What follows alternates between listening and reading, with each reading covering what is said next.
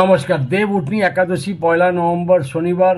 তিথি শুরু হচ্ছে 1 নভেম্বর শনিবার 3:50 ভোর সকাল 3:50 থেকে, এবং তিথি সমাপ্ত হবে 2 নভেম্বর রবিবার ভোর সকাল 2:48।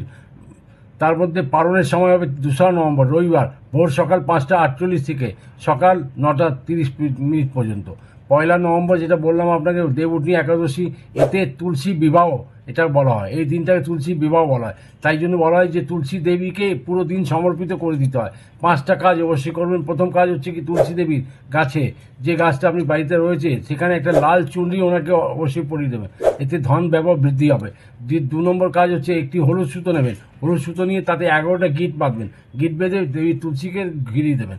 তারপর হচ্ছে দেবী তুলসীকে মলি সুতো 7 পাক বেঁধে দেবেন।